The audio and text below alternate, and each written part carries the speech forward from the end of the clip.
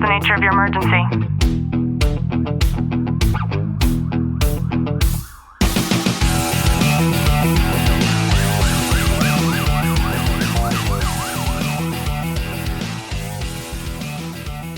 Welcome back to the Tactical Living Podcast. I'm your host, Ashley Wilton, joined by Sergeant Wilton. Clint, how are you? I'm excellent.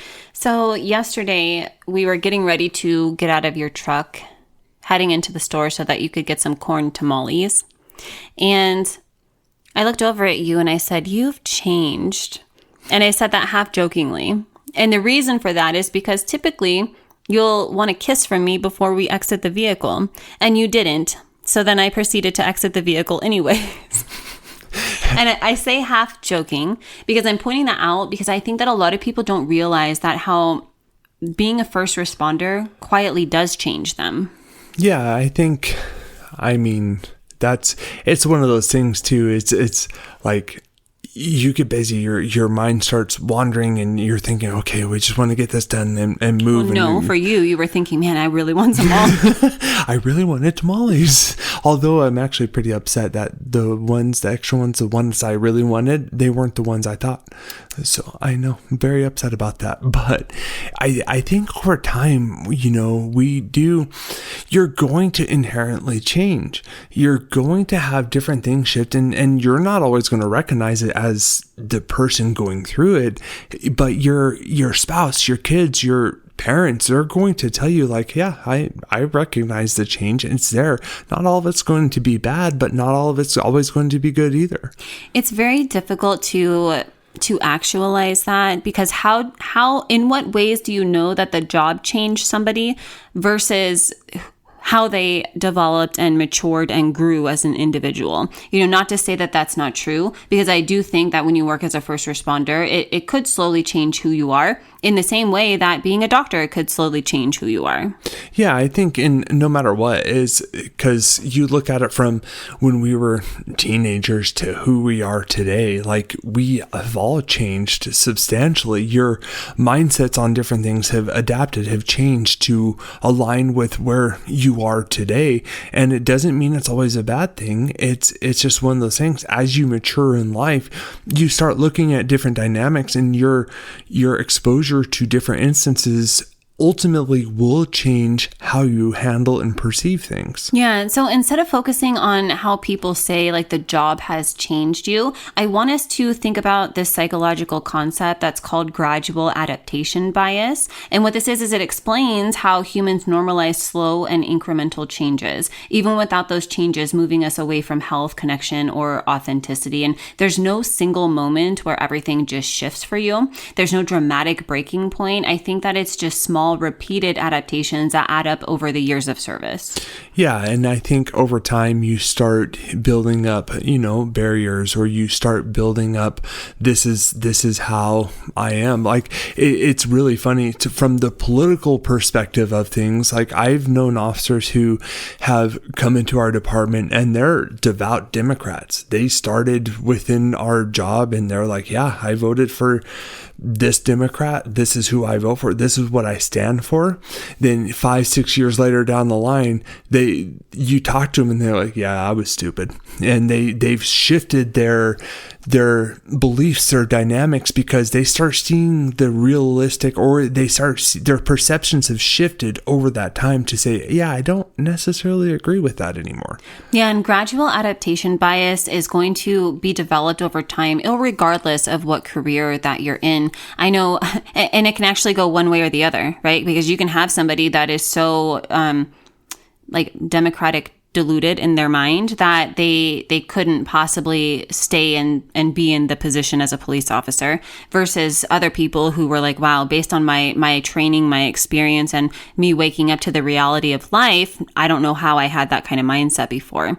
And the example that I have is managing a pediatric practice for so long. It could have been me being all pro vaccine and everybody needs to get their shot, like all the things, but no, it was completely opposite of that. And so in the first responder culture, this might show up as things like emotional numbing becoming professionalism for you, or hypervigilance becoming normal, cynicism we see a lot becoming experience, and isolation becoming things like self-reliance, burnout becoming just another part of the job.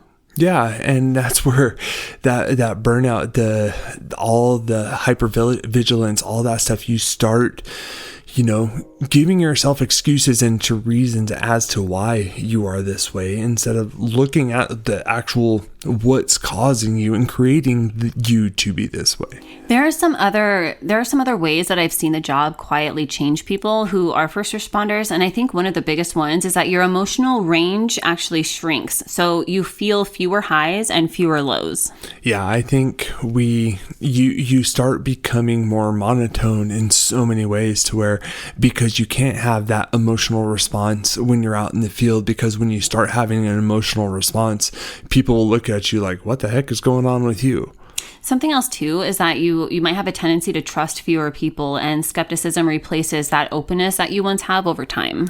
Yeah, people lie to us on a daily basis, and they're constantly lying to us. So you start, when that's all you're being exposed to is the lies and the deceit and everything that's going on all the time, it's hard not to believe that not everyone is that way.